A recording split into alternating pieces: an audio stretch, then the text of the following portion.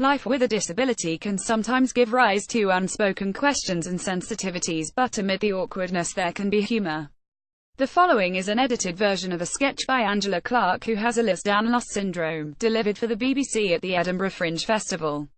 Image copyright Sarah Douce. One was away at a fancy spa and thought he'd indulge in a nice relaxing massage as a treat.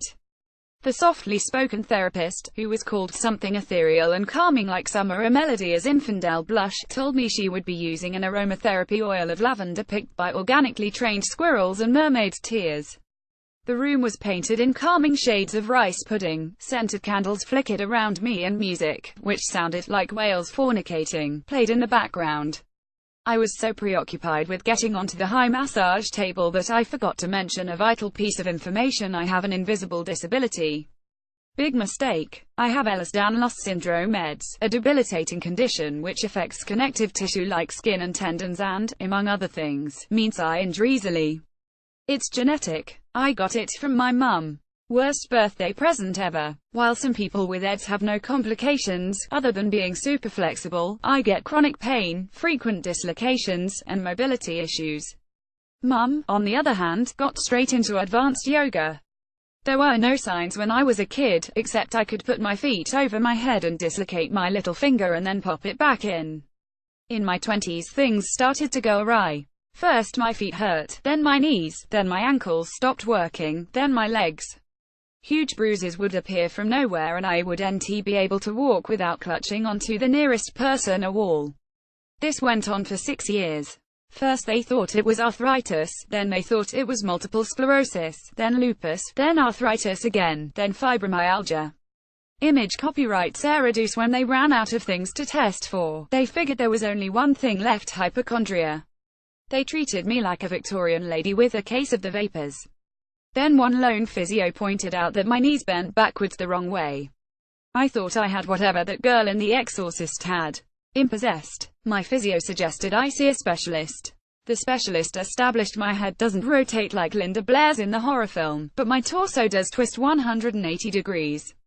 My skin is silky soft, it says so in my medical notes, and I didn't crawl as a baby, but bum shuffled and then stood, which is a classic symptom of EDS. She runs her oil-covered hands down my arm and gives it a gentle tug to stretch out my stiff shoulder, but it just keeps coming, until pop I can hold a pen properly. My joints move further than they should, I fall over a lot and sleep frequently.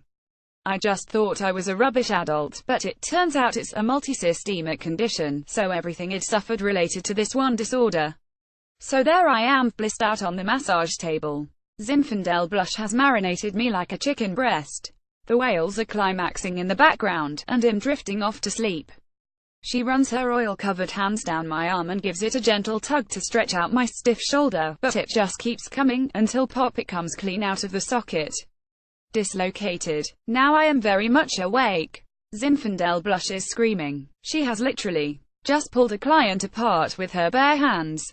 The door is flung open and the manager comes running in. The therapist's face is covered in tear-streaked mascara and her blonde top knot is flailing around like my dislocated arm.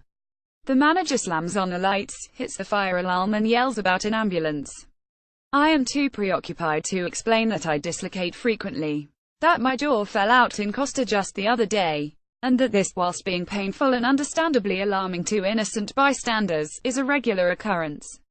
Wearing only the paper pants the spa gave me, I flip myself onto my back, flashing my boobs at the gawping crowd gathered at the door.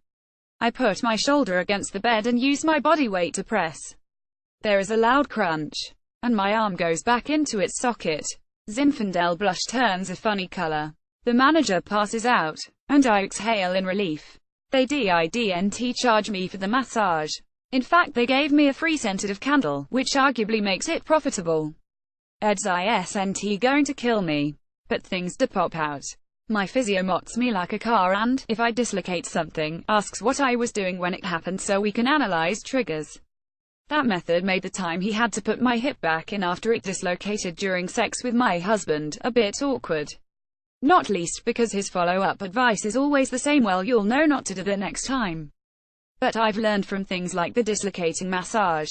No matter what the situation, no matter how funny it is, you cannot, under any circumstance, pull my leg. Storytelling live tales of the misunderstood. Angela was one of 7 people with a disability or mental health difficulty to perform a story about awkward moments as part of BBC Ouch storytelling event at the Edinburgh Fringe Festival.